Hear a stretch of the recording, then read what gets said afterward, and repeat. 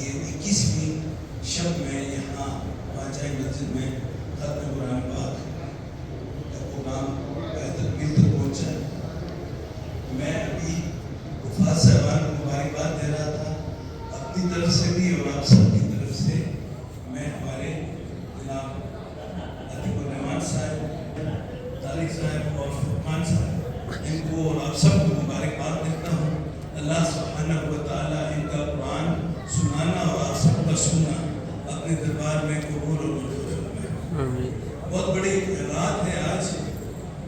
جس طرح کہا گیا ہے احادیث کی روشنی میں کہ لیلۃ القدر کی رات 5 راتوں میں سے ایک رات ہے. اس میں سے 21، 23، 25، 27 اور 29 کی راتیں، ان میں کوئی ایک رات لیلۃ القدر کی رات ہے. اور آج ممکنہ طور پر ہو سکتا ہے کہ لیلۃ القدر کی رات ہو. تو قرآن پاک جو الحمدللہ اللہ سبحانہ و تعالیٰ کا آخری کلام ہے، ہم سب کے لیے، پوری انسانیت کے لیے ایک پیغام ہے کہ زندگی کو گزاریں کس طرح، اس کے مطابق ہم زندگی گزاریں تو اللہ تعالیٰ کے کرم سے ہم کامیاب ہیں. اور اس قرآن کو سمجھنے کے لیے ہمیں ہمارے پیارے نبی حضرت محمد صلی اللہ علیہ وآلہ وسلم کے جو طریقے ہیں ان کو بھی سیکھنا اور سمجھنا ہوگا. قرآن پاک کے تلاوت سے ہم اس پروگرام کا باقاعدہ آغاز کریں گے.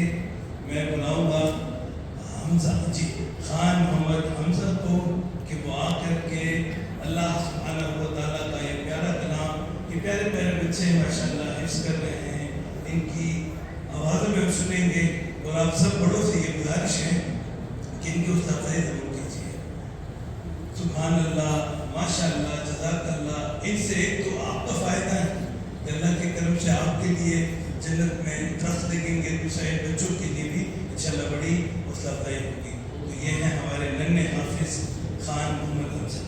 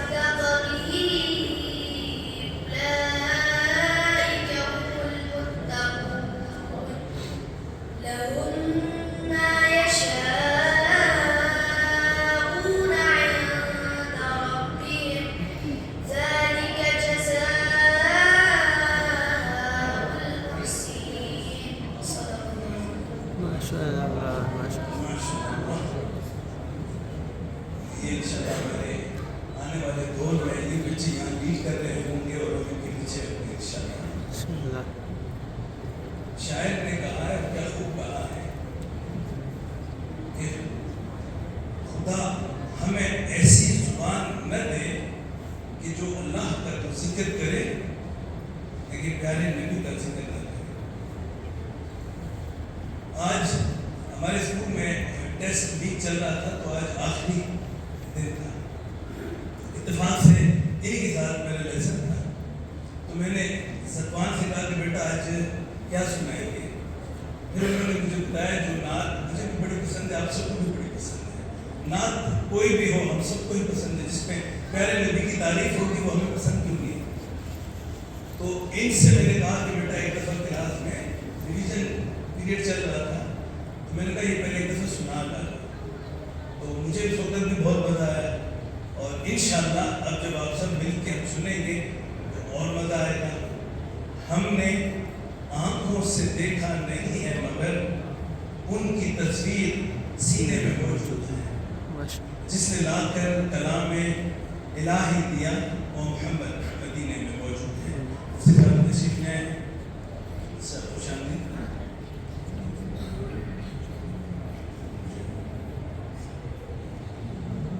تو ستوان الرحمان سے درخواست ہے کہ وہ نعت رسول مقبول صلی اللہ علیہ وآلہ وسلم سنا کر ہم سب کے دلوں کو کروا دیں.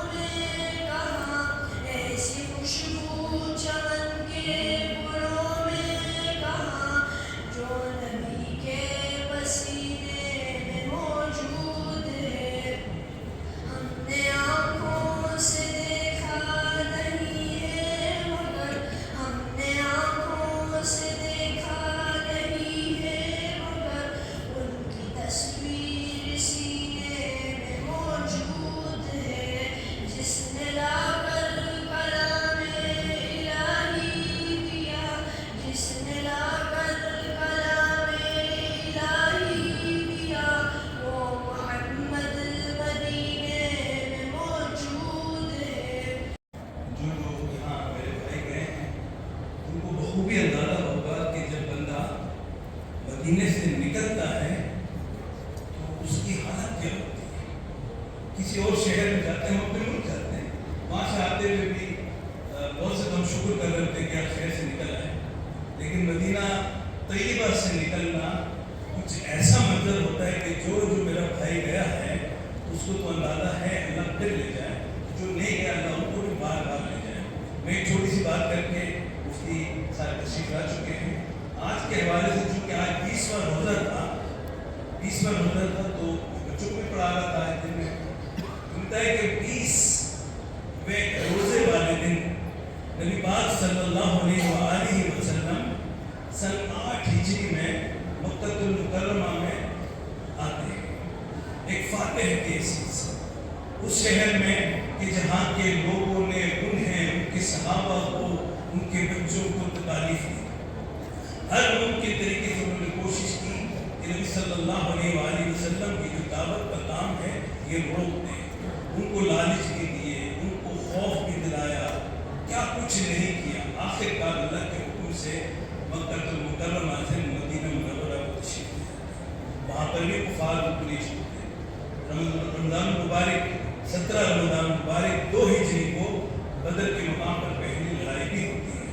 اس طرح مزید کئی واقعات ہیں, جنگ احد ہے, جنگ تبوک ہے, جنگ خندق, بہت سی چیزیں. لیکن جس وقت نبی علیہ السلام داخل ہوتے ہیں مکہ المکرمہ میں تو ایک صحابی جذبات میں آ کے کہہ دیتے ہیں کہ آج تو ہم انتقام لیں گے, اس لیے ہمیں بہت تکالیف دی گئی ہے.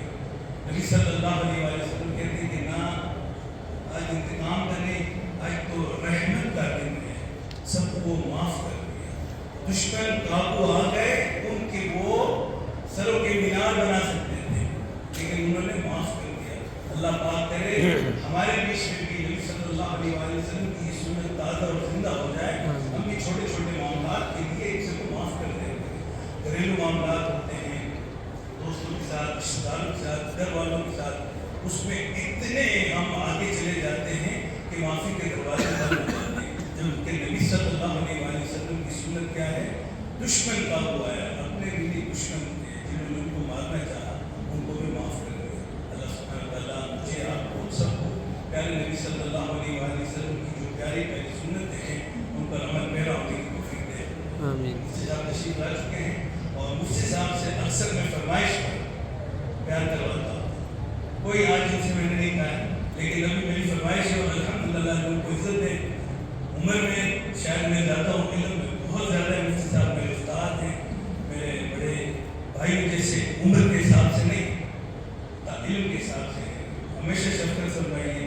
میں چاہوں گا کہ نوجوان بھی بیٹھے ہوئے نصیحت کرتے ہوئے نوجوانوں کو آج کل کے جو ماحول میں جس طرح سوشل میڈیا کا استعمال ہے، اس حوالے سے بھی اس طرح روشنی ڈالنے کی ضرورت ہے۔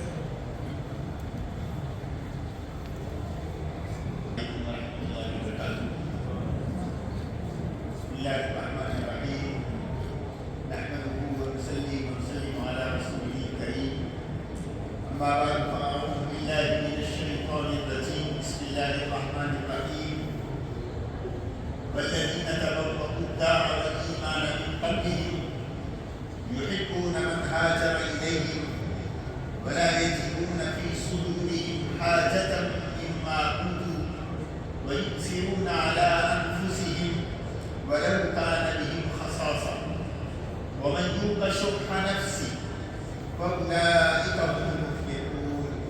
صدق الله العظيم۔ وقال النبي صلى الله عليه وسلم: اللهم اغفر للأنصار، اللهم اغفر لأبناء الأنصار، اللهم اغفر لأبناء أبناء الأنصار، أو كما قال النبي صلى الله عليه وسلم۔ صدق الله وصدق رسوله النبي الصادق الوعد الأمين۔ سب سے پہلے حافظ عتیق صاحب کو اور قاری حسن نعمانی صاحب کو ختم قرآن کریم پر مبارکباد پیش کرتا ہوں۔ ماشاءاللہ عتیق صاحب کے بچے اور ان کے شاگرد نے قرآن سنایا، قاری حسن نعمانی صاحب نے قرآن سنایا، اور پھر ان کے بچے نے نعت پڑھی جس میں مدینے کا ذکر تھا، اور بھائی سلطان وحید صاحب کو اللہ نے دین ذوق بھی دیا اور اللہ نے اپنے گھر کا شوق بھی ان کے دل کے اندر رکھا ہے۔ کیونکہ کب لوگوں کے اندر ہے وسائل ہوں کہ انسان بھاگتا چلا جاتا ہے، لیکن وسائل نہ ہوں کہ بھی شوق ہو، یہ اصل میں شوق ہوتا ہے۔ ماشاءاللہ ان کے دل کے اندر میں نے اور اس کی فیملی کے اندر بیت اللہ کے دیدار کا شوق تھا۔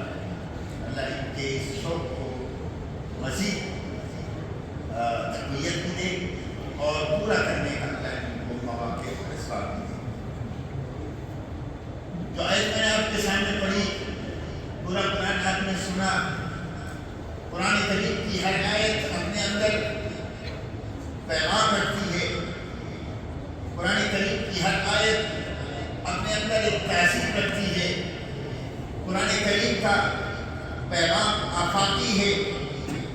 اللہ کے پیغمبر پر یہ نازل ہونے والا قرآن صرف پیغمبر دو عالم کی زندگی میں آپ کے ارد گرد رہنے والے لوگوں پر بھی اس کا اثر نہیں ہوتا تھا، بلکہ 14 صدیاں گزر گئی، 15ویں صدی یہ ہے، اور یہ 15ویں صدی اس کے علاوہ کتنی صدیاں آئیں گی، جب تک یہ صدیاں آتی رہیں گی انسان موجود رہے گا، قرآن کریم کا اثر بھی رہے گا، قرآن کریم کا پیغام بھی رہے گا۔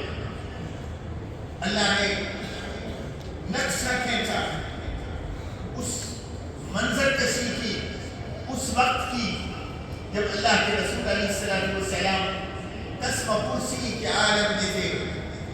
اس قسم پرسی کے عالم کے اندر جو اللہ کے پیغمبر نے ماحول بنایا، وہ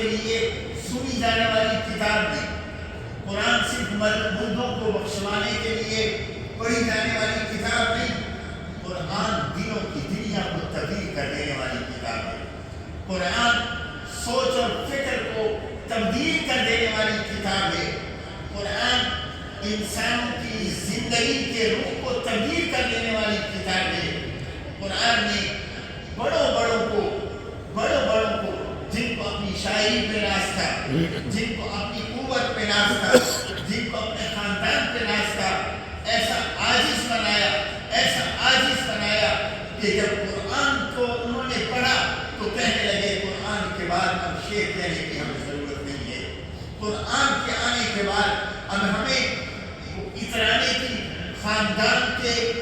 اپنے خاندان کے بڑوں کے اوپر اترانے کی ضرورت نہیں، اب قرآن سے بڑھ کر اور کوئی چیز نہیں۔ حضور علیہ السلام مسجد میں بیٹھے ہیں، مدینہ کا ماحول ہے، مسجد بھی مسجد نبوی ہے، ذات رسالت امام صلی اللہ علیہ وسلم نمایاں ہو کے بیٹھے ہیں، اور آج صلی اللہ علیہ وسلم کے سامنے ایک بندہ آتا ہے، کہتے ہیں یا رسول اللہ انی مجہود انی جائع، میں بھوکا ہوں، تھکا ہوا ہوں، تھکا مارا ہوں، میرے پاس کھانے کو کچھ نہیں، یا رسول اللہ میری مدد کیجئے، میرے ساتھ تعاون کیجئے۔ نوجوانوں دیکھیے ماحول کیسا تھا، آج ہمارے پاس فراوانی ہے، فراوانی کا یہ عالم ہے، ہم میں سے کسی کو اللہ کی قسم یہ شکایت نہیں کہ ہمیں کھانے کو نہیں ملتا، ہم میں سے ہر ایک چوائس کے کھانے کے پیچھے دوڑ رہے ہیں، وہاں جگہ پہ کھانا اچھا ہے، آج وہاں جگ کے کھاتے ہیں، آج گھر کے اندر یہ چیز بناتے ہیں، کئی دن ہو گئے ہم نے یہ نہیں کھایا، کوئی شخص یہ نہیں کہہ سکتا کہ میرے گھر میں کھانے کے لیے کچھ نہیں، کوئی شخص یہ نہیں کہہ سکتا کہ میری جیب کے اندر مجھے لقمہ منہ میں ڈالنے کے لیے پیسہ نہیں ہے، ڈالر نہیں ہے۔ آپ اس دور کا تصور کیجئے، اور یہ تصور اس دور کا ہے جس دور کے اندر جناب رسول اللہ صلی اللہ علیہ وسلم ہے، یہ وہ دور ہے کہ جس کے اندر پیسہ نہیں، دولت کی فراوانی نہیں، غربت ہے، بھوک ہے، افلاس ہے، لیکن کردار کی دولت ان کے پاس ہے۔ سے ختم ہو گئی، اٹھتے اس نے موبائل اٹھا، اپنے دیش کی چیز دیکھنی ہے یا پڑھنی ہے، وہ جو خالی ذہن ہو کے انسان آگے کی سوچا کرتا تھا، وہ سارے اس کے ذہن کو اس میں متاثر کرتا۔ آج نوجوان اسی اس کے اندر ہے، پہلے کہتے تھے کہ دوسرے کا کیا وہ شکار ہم کو کھانا، آج یہ دوسروں کی بنائی ہوئی چیزوں میں یہ مدد ہے، تو خود اس قابل ہو کہ تو ایسی چیز دنیا کو دے کہ لوگ تیری تعریف کریں، اور یہ صحابہ سے سبق ملے گا۔ ایک تو جو بھی حالات آج انٹرنیٹ کی اس دنیا میں جیسے بھی حالات ہیں، جیسے اس دور میں بھوک اور افلاس کی حالت میں مسلمان نے اپنے اخلاقی اقدار کو، اپنے کردار کو سنبھال کے رکھا، آج انٹرنیٹ کے اس دور کے اندر نوجوان کو ضرورت ہے اپنے اخلاق اور کردار کو سنبھالے۔ اس دور کے اندر بھوک اور افلاس چیلنج تھی، آج کے دور کے اندر یہ معلومات کی کثرت، یہ معلومات کی کثرت ہے، علم کی کثرت نہیں ہے، علم کسی نتیجے تک پہنچاتا ہے، معلومات زیادہ، یہ انفارمیشن کا دور ہے، نالج کا دور نہیں ہے، انفارمیشن انسان کو کنفیوز کرتا ہے۔ ایک ہی ٹاپک پہ آپ دیکھیں، آپ کو 100 چیزیں مل جائیں، لیکن کوئی چیز آپ کو کلیئرٹی کے ساتھ کسی ایک منزل تک لے جانے والی نہیں ہے۔ اس لیے نوجوان یہ سبق لے کہ اللہ کے رسول علیہ السلام کی زندگی میں نفسیات کے قاعدے اور قانون ختم ہو گئے، ہسٹری کی جو فلسفی ہے وہ ختم ہو گئی، کردار اونچا رہا۔ ایسے ہی آج کے اس دور کے اندر جو انفارمیشن کا دور ہے، جو انٹرنیٹ کا دور ہے، اس دور کے اندر نوجوان اپنے اخلاق برقرار رکھنا ہے، اپنے دین کی حفاظت کرنی ہے، اپنے کردار کو سنبھالنا ہے۔ پہلے گناہ کے موقع نہ ملتے ہیں، آج موقع کے لیے پھر نہ کرے، کسی کو ولایت ہے۔ इसी को विलायत कहते हैं।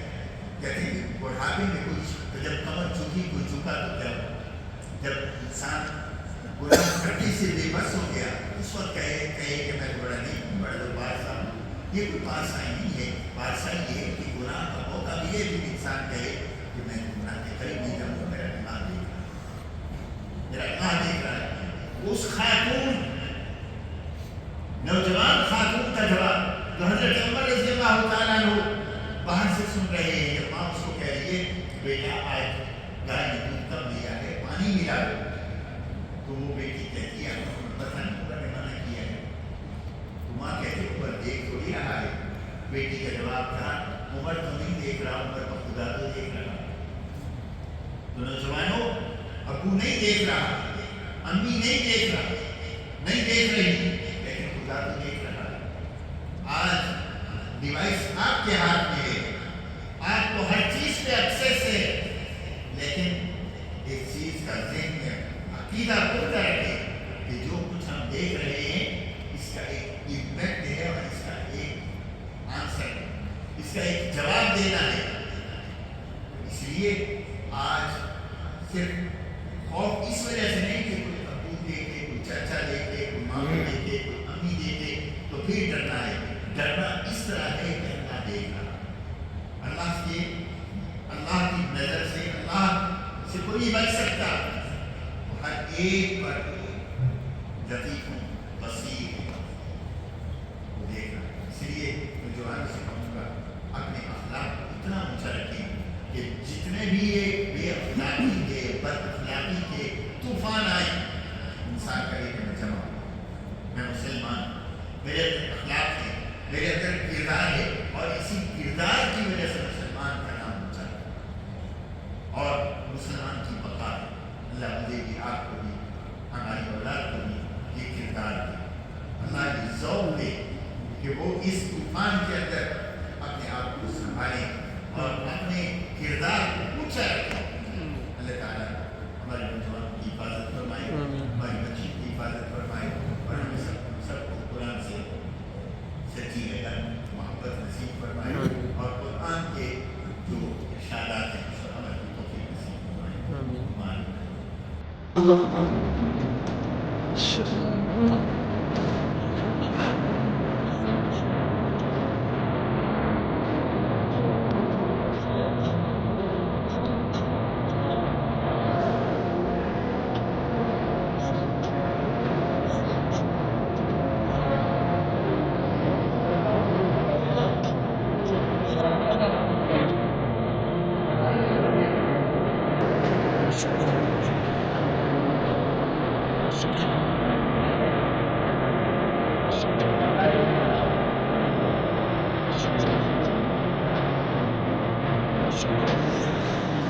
Aquí vale tu.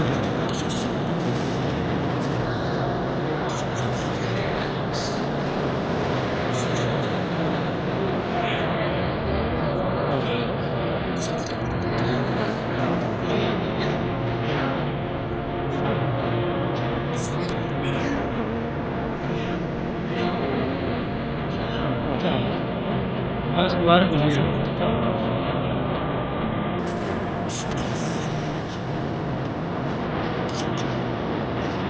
Vale por. Fácil, vale por.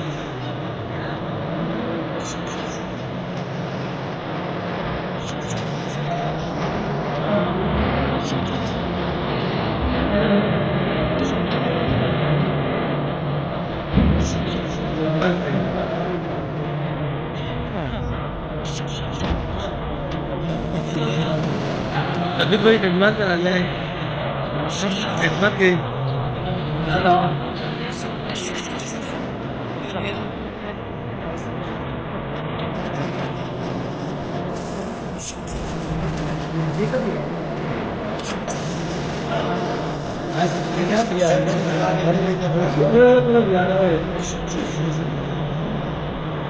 सही है, सही वीडियो बना है ना.